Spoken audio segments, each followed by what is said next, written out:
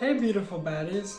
I know it's been a long time since I've been on this channel. I've been a bit busy, started a new job, taken some calls. It's been kind of fun, working in finance. But more importantly, I've been working on this. So it's my new book, my first book, called Perched in Flight. It's a collection of poetry, short stories, prose, aphorisms.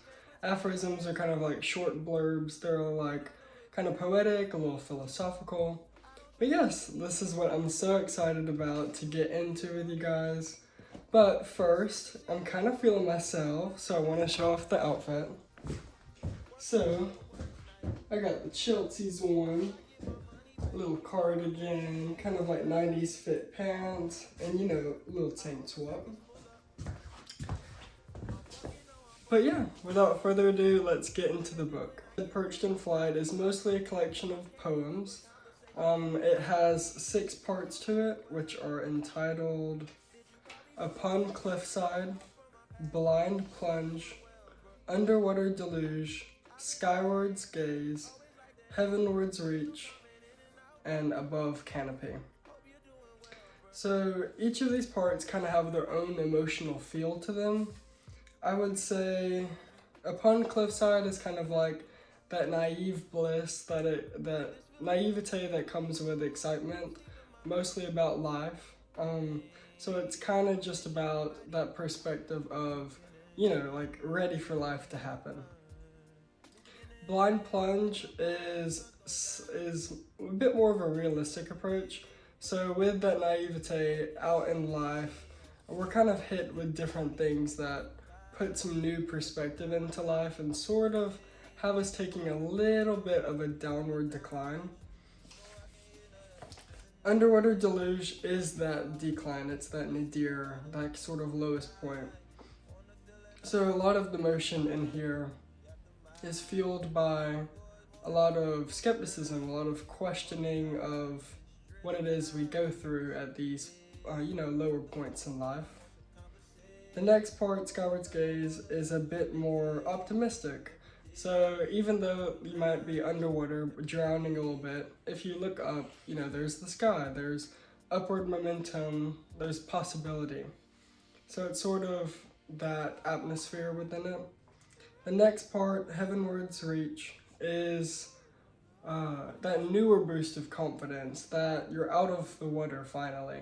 And you're upward, you're sort of flying a bit higher, you're getting to a newer point. So within this part, there's a bit more optimism, a juxtaposition against that hardship that was previously felt. And then finally after that we have Above Canopy, which takes the emotion of, that new peak, that new stability, that new sort of peace that you attain, most of the time attain, after periods of that naivete, that the hardship, and sort of the coming out of the shell that ensues after that. So there's lots of different fun themes in this book. I focus a lot on my own journey in life, so there's a lot of what I call observances throughout. So there's nature, there's like lots of great people, there's sort of hard lessons with love, but also the beauty in it. So there's a lot of themes within that. Now, sort of like as a queer man, obviously there's going to be more of like that particular perspective and points, but that's definitely not the only perspective present. I love admiring women, the strong women in my life, the really important people as well. So they're definitely prevalent in this book as well. This is not just, like your run-of-the-mill man perspective. So there's lots of good stuff in it with that. There's also a short story in here that I'm really, really excited about and I dearly love, has a definitely deep place in my heart, called New Tides and Armenia. I hope I'm saying that right. Armenia is a Sicilian city, and the story really takes place in Sicily during a time of World War II when the US was invading Sicily to liberate it, pretty much. So, you know, it's about a US Army guy encountering a native of Sicily and their interactions. So there's lots of like good stuff in here. I can do a little short read of like sort of what you can expect, and yeah, so let's go with that.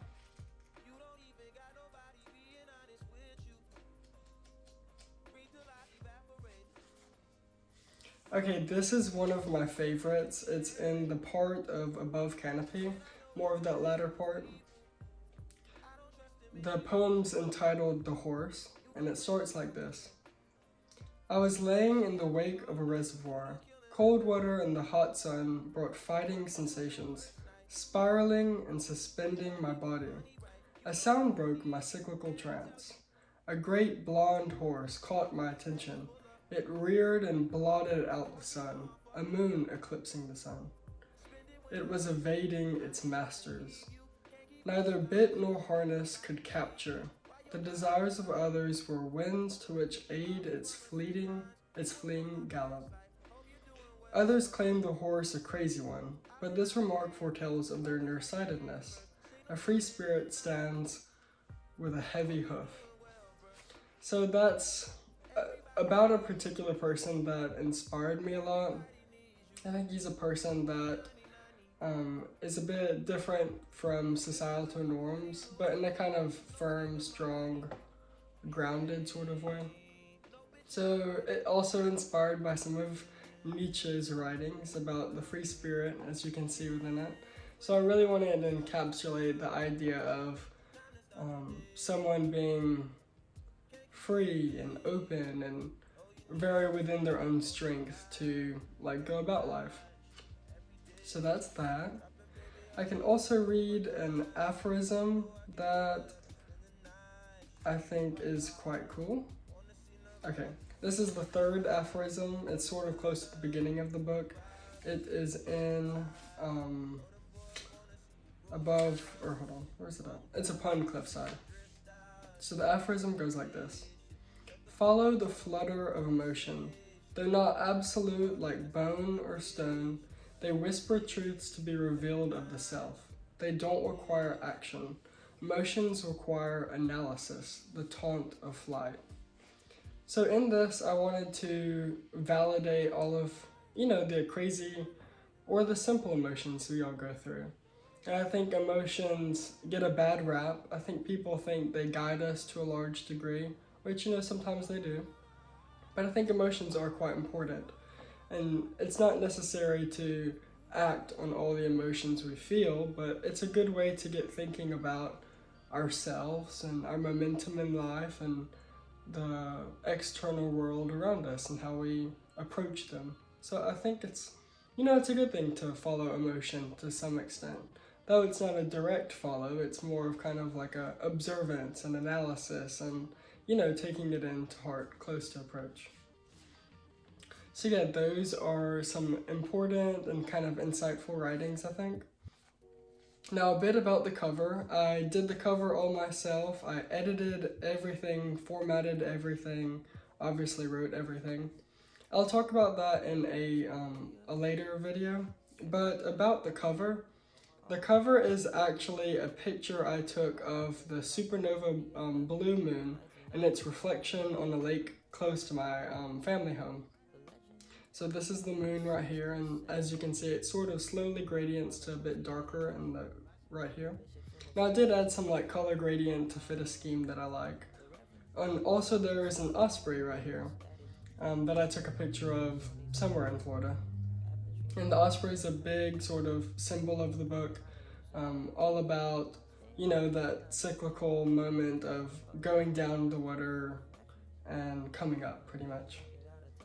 So yes, this is Perched in Flight. You can get a print copy on Amazon. You can also get a Kindle copy. The print copy is $8.99 USD, and the Kindle version is $6.99. So this Christmas, treat yourself to a little bit of poetry and support young, aspiring artists. I hope you guys have a good rest of the day. Bye!